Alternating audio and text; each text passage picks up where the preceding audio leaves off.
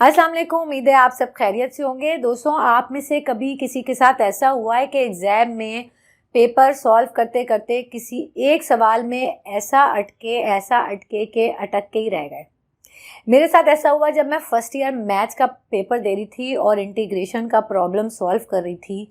ऐसा अटकी कि सफ़ों पे सफ़े भर दिए, लेकिन मेरा जवाब आके नहीं दिया। और यहाँ तक कि जब मुझे होश आया तो मेरे पास बहुत कम वक्त रह गया था।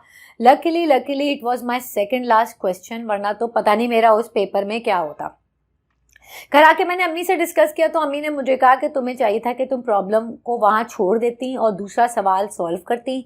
जब तुम वापस से फ्रेश माइंड के साथ जाके वो सवाल सॉल्व करती तो तुम्हें उसका जवाब मिल जाता। तो मैंने कहा अम्मी, ऐसे कैसे मिल जाता? मैं तो इतनी देर तक लगी रही, मुझे जवाब ही नहीं आया, हालांकि मुझे इंटीग्रेशन बहुत अच्छी आती थी।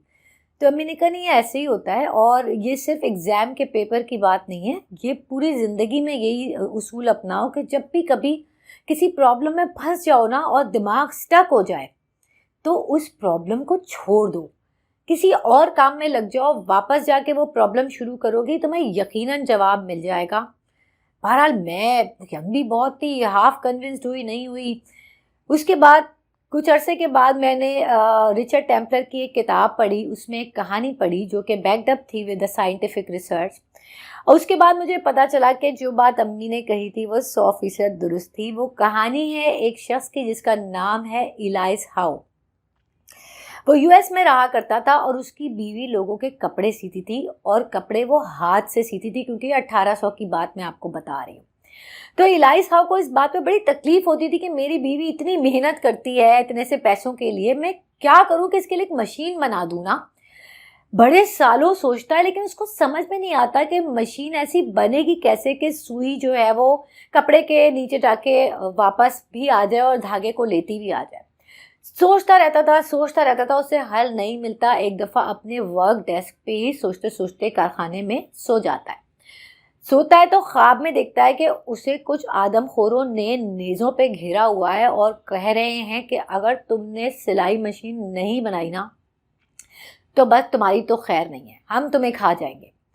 ये बड़ा खौफजदा होकर उठता है। खैर, इसको पता चलता है कि वो ख्वाब था। इतने में ये एक चीख मारता है और कहता है कि मुझे तो सोल्यूशन मिल गया अपने प्रॉब्लम का।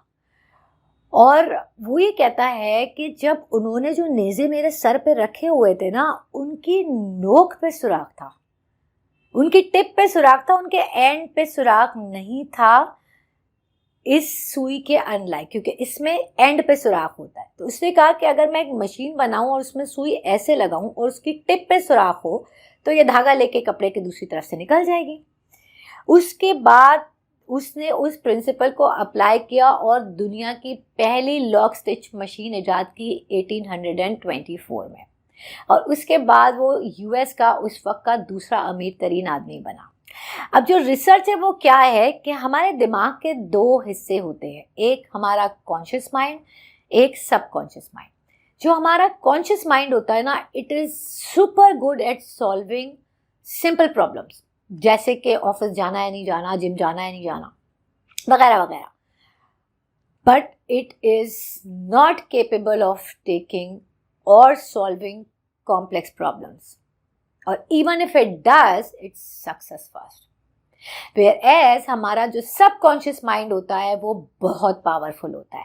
अगर हम अपने सबकॉन्शियस माइंड को अपने कॉन्शियस माइंड के थ्रू एक दफ़ा ये सिग्नल दे देते ना कि हमें ये पर्टिकुलर प्रॉब्लम हो रहा है, और उसके बाद हम अपने कॉन्शियस माइंड को डिस्ट्रैक्ट कर लेते हैं, किसी और चीज़ में लग जाते हैं, तो हमारा सबकॉन्शियस माइंड उस पर्टिकुलर प्रॉब्लम को एक पजल की तरह ट्रीट करता है और उसको उस वक्त तक सॉल्व करता रहता है जब तक कि वो आपको एक आंसर थ्रो ना कर दे या कोई क्लू थ्रो ना कर दे, जैसा कि उसने एलाइस हाउ को थ्रो किया था। क्योंकि वो एक क्लू ही था ना कि देखो नेज़े के इधर नोक पे सुराख था। तो ये जो रिसर्च है वो ये बताती है कि अगर आप कभी किसी प्रॉब्लम में फंस जाए और आपको सोल्यूशन ना मिल रहा हो, तो बावजूद इसके कि आपका दिल चाहता है कि मैं ये प्रॉब्लम सॉल्व करके ही उठूंगा, आप उस वक्त वहाँ से उठ जाएं, distract your conscious mind, walk पे चले जाएं, किसी से बात करने लगें। अगर कोई एनालिटिकल काम करें उसको छोड़ के ईमेल्स करना शुरू कर दें, ईमेल्स कर रहे हैं तो उसको छोड़ के कोई और काम करना शुरू कर दें। Distract your conscious mind and let your subconscious mind solve that puzzle for you. तो पता क्या चला कि बात अम्मी की माननी है या साइंटिफिक रिसर्च की माननी है? बात माननी यही है कि thinking hard does not always help. मुझे सुनने का बहुत शुक्रिया। अल्लाह हम सब का हाफिज़ होने के बाद।